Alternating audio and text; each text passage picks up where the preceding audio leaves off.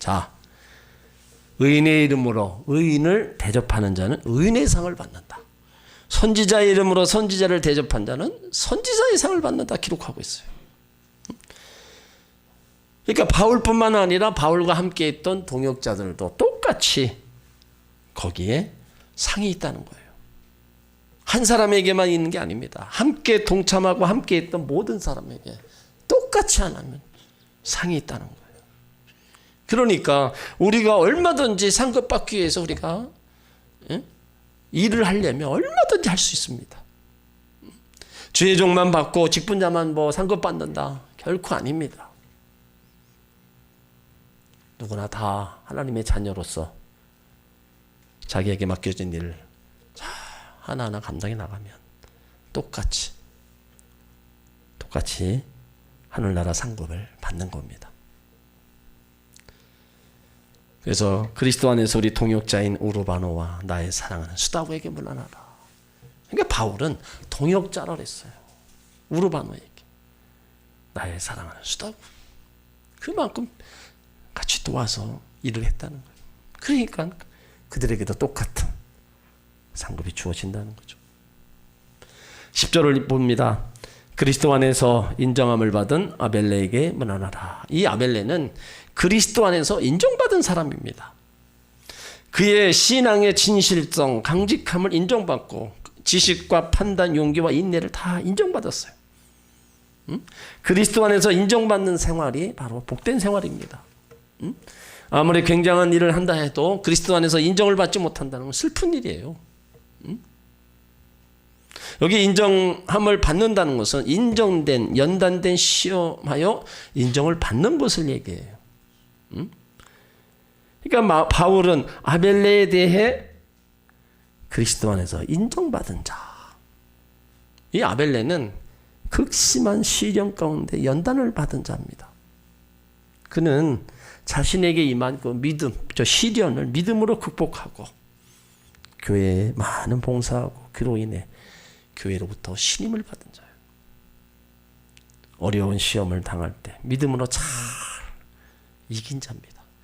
그래서 그것을 지금 그리스도 안에서 인정함을 받은 자라 했습니다. 여러분, 성도들이 고난 가운데 아픔 가운데도 하나님 앞에 예배자로 나오고 그 고난을 이겨나가는 모습, 여러분, 그건 아름다운 모습입니다. 대개가 다 힘들고 어렵고 고난이 심하면 하나님 앞에 나오는 걸 꺼려해요. 참 이상합니다. 너무 복을 받아도 하나님 앞에 멀리 가고 너무 힘들어도 그걸 못 이겨나가서 또 하나님 앞에 못 나오는 사람이 있어요. 어찌 보면 다 힘들 때는 더 여기서 벗어나려고 우리가 하나님을 더 찾아야 되는데, 부할 때는 그 부함을 주신 하나님 앞에 더 감사함으로 잘 섬겨야 되는데 인간의 마음이 그렇지를 못해요. 그러다 보니까 너무 가난해도 신앙생활을 못하는 분이 있어요. 교회 나가면 여러 가지 부담 뭐 이런 거 생각하면서 교회 나가는 걸 꺼려하는 분이 있어요. 부한 사람들은 내가 먹고 사는데 아무 지장 없는데 왜 내가 거기 가서 해야 되는 이유를 또 모르고. 여기 아벨레 같은 사람은요, 정말로 힘든 가운데 그런 모든 것, 어려움을 다 이기고 가면서 교회 봉사하고 믿음으로 나갔던 사람이에요. 그러니까 교회로부터 힘을 받고 그리스도 안에서 바로 인정함을 받은 자라고 얘기하는 거예요. 그 인정함을 받았다는 걸 봐서 믿음이 인정함을 받았다는 겁니다. 여러분, 우리가 금년 안에 이렇게 생각해 보세요. 수요 예배만 해도 첫 주부터 마지막 주까지 다 나온 분이 있고 나오다 말다 하는 분이 있고 여러 가지 이유로 못 나온 분들이 있어요. 근데 중요한 건 뭐예요? 우리가 이 마지막 수요 예배를 하나님 앞에 드리면서 그동안에 교회에 오는 게 여러분 이렇게 쉬워요? 장애물이 뭐 하나도 없습니까? 장애물 수없이 있어요. 그걸 다 뚫고 나왔느냐? 그런 장애물 앞에 나는 그쪽으로 가고 교회는 나중에 가고 이렇게 내가 지내왔냐? 이런 거 생각해 보면 끝날에 생각해 본다면 그래도 내가 그 모든 것들을 다 뒤로 하고 예배제단 무너지지 않게 빠지지 않게 달려나와서 내가 이 마지막 예배를 또 드리는구나. 이거 생각하면 지난 시간들이 힘들고 어려웠어도 보람이 있는 겁니다. 여러분, 일의 결과는 끝에 가서 판단하는 거예요. 과정이 힘들고 어려워도 끝이 우리는 항상 좋다는 겁니다. 과정 속에 힘들고 어려워도 그걸 잘 이겨나가면 끝이 좋은 거예요. 근데 그 과정 속에 과정이 안 좋으면 끝도 안 좋습니다. 그렇기 때문에 시작과 함께 그 과정들을 잘 이루어 나가야 돼요. 그래야 그 끝도 아름답고 이렇게 아벨레처럼 인정을 받는 거예요.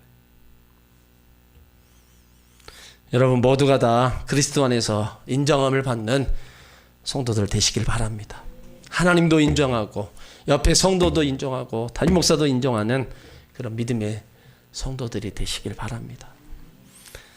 10절을 읽습니다. 아리스토블로의 권색에게 문안하라. 여기 아리스토블로는 헤롯 왕의 손자였으며 아그리빠의 형제였습니다. 그는 로마에 오랫동안 살고 있었고 글라디오 황제의 친구였고 추종자였어요.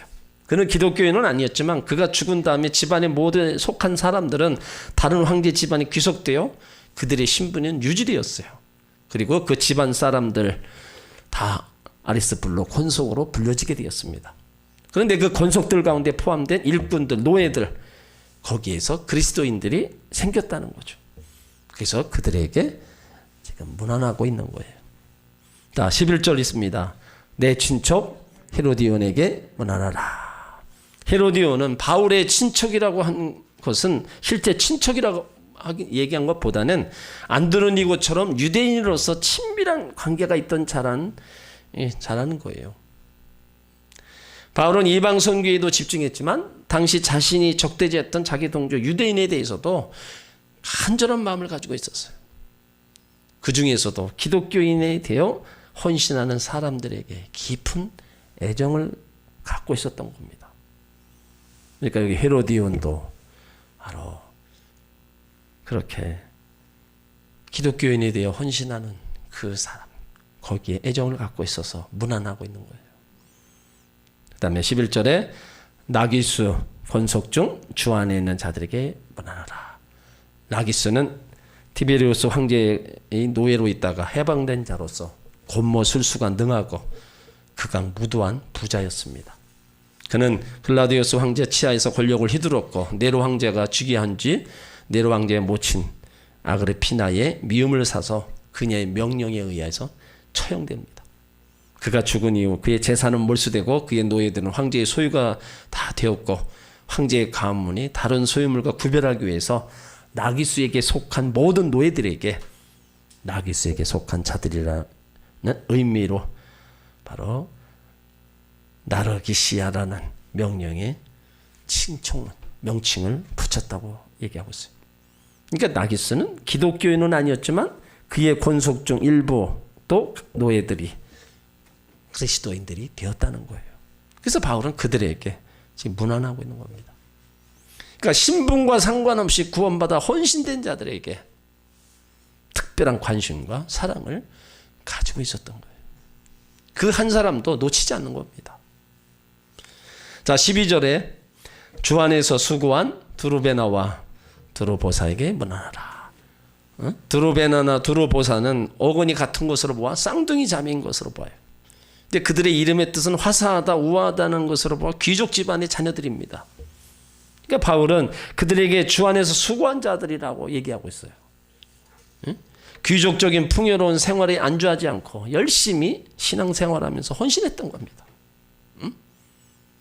그러니까 귀족으로서 정말로 자기들이 풍요로운 생활에 안주하지 않고 열심히 신앙생활하고 헌신했던 아름다운 거죠. 또 12절 주 안에서 많이 수고하고 사랑하는 버시에게 문안하라. 이 버시란 이름의 뜻은 페르시아 여인으로 됩니다. 그래서 노예에서 해방된 여종이었어요. 여기 사랑하는 이란 표현을 쓴 것으로 보아 독신녀 같고 수고하고를 과거형으로 사용한 것으로 보아 이미 나이가 많은 것 같아요.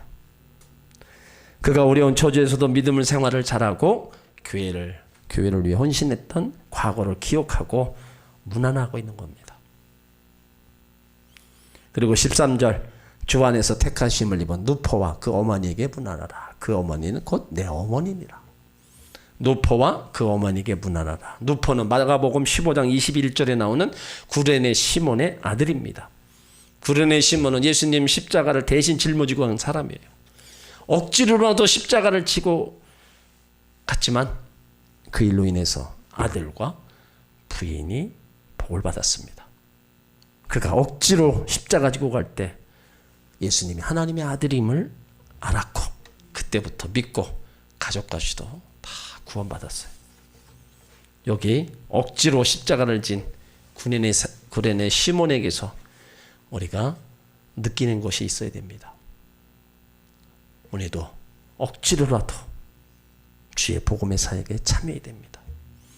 억지로라도 은혜의 자리에 참여해야 돼요. 억지로라도 교회에 인도했다가 은혜 받고 전도한 사람보다 더 열심히 하는 사람 많습니다. 억지로라도 나오기 싫어도 우리가 하나님 앞에 와야 돼요. 그러다 보면 하나님 은혜가 임하고 그러다 보면 그 억지로가 자원하는 마음으로 바뀌는 겁니다. 처음부터 자원해서 나오는 사람 없을 거예요. 하지만 가기 싫어도 가다 보니까 믿음은 들으면서 난다고 계속 듣다 보니까 알게 되고 깨닫게 되고 더 자원하는 마음으로 주님을 찾게 되는 거예요. 그 어머니는 곧 내 어머니다. 누포의 어머니를 바울이 영의 어머니, 믿음의 어머니라고 한 겁니다. 그 얼마나 자신을 위해서 헌신했고 자신을 위해서 기도했으면 사도 바울이 어머니를 모셨겠냐 이거예요. 응? 그러니까 그의 어머니에게 문안하라. 그 어머니는 자기 어머니다. 자기를 낳아준 어머니는 아니지만 바울 자신이 어머니처럼 생각했다는 겁니다.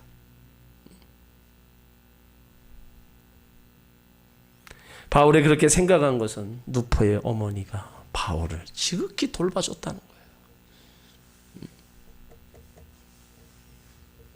우리 나이 드신 권사님들, 집사님들 그렇게 성도들을 그렇게 돌보고 목사님들을 그렇게 아들처럼 생각하고 기도해주고 행하는 분들 많이 있습니다.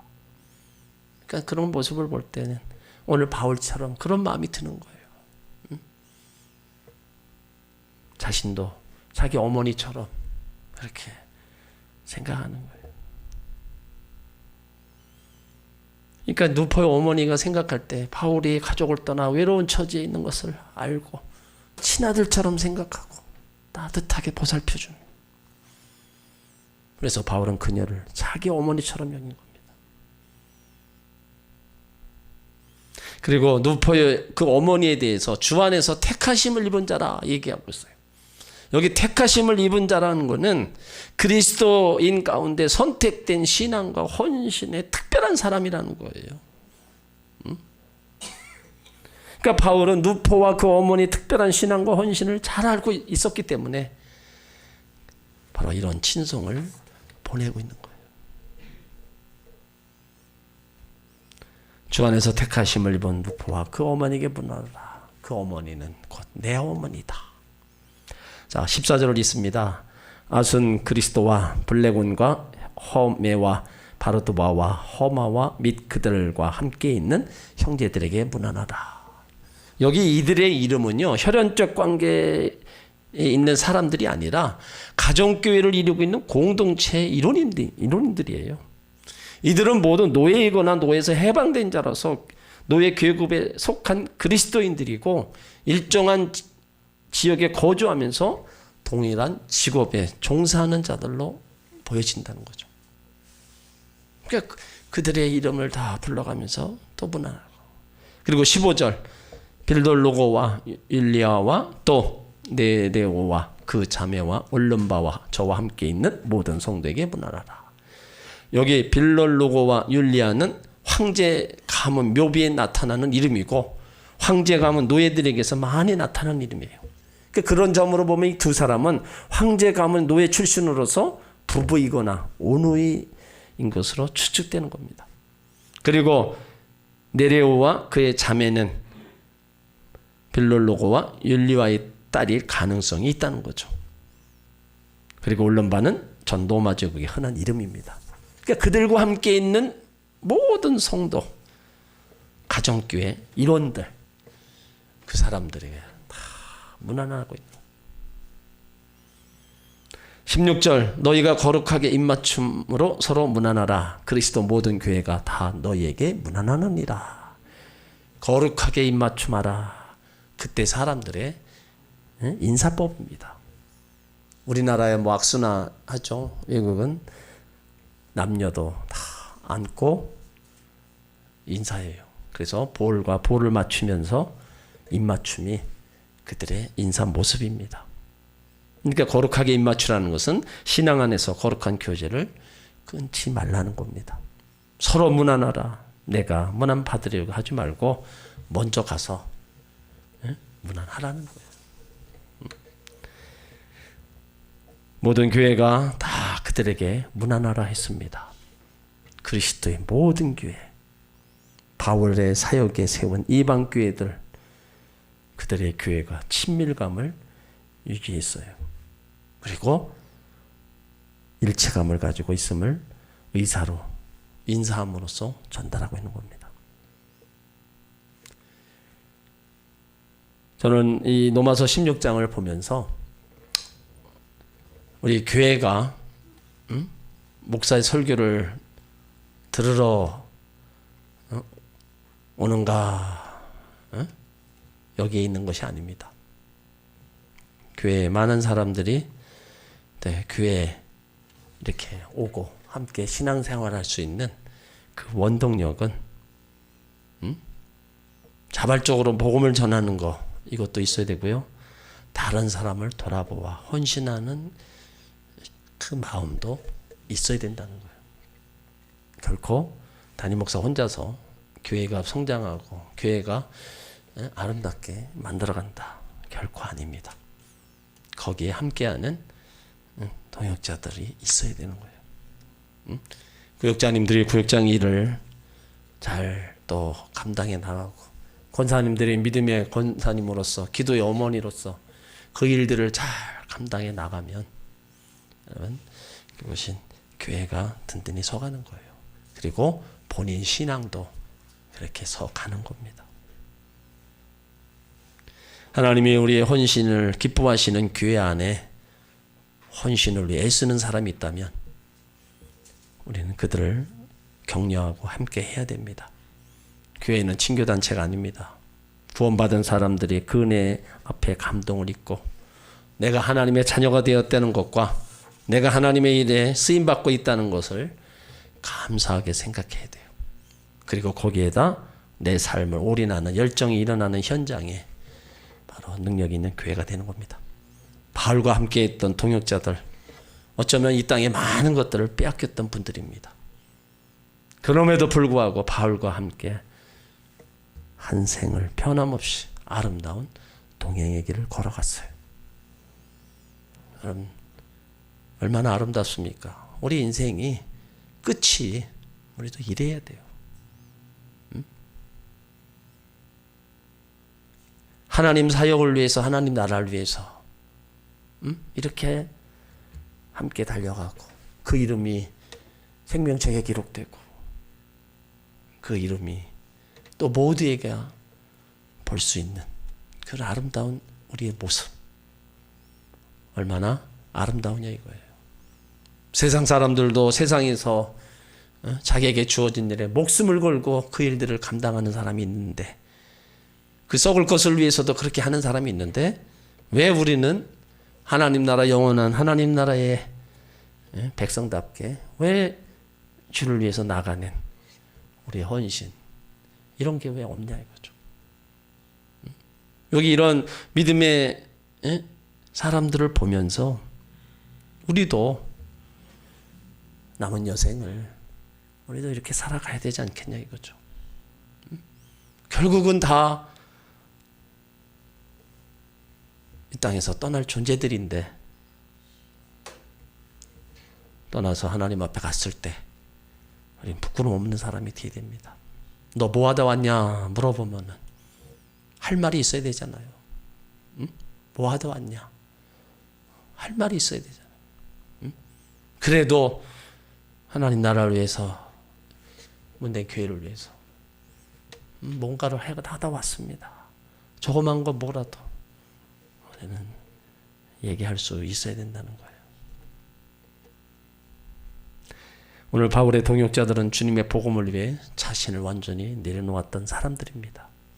자기의 단 하나밖에 없는 목숨을 바쳐서라도 함께 나가기를 원하는데 누가 이들의 앞길을 막겠어요? 사역을 하면서 이런 사람들이 필요한 거예요. 이런 일에 저와 여러분은 우리 다시 한번 쓰임 받아야 될 줄 믿습니다.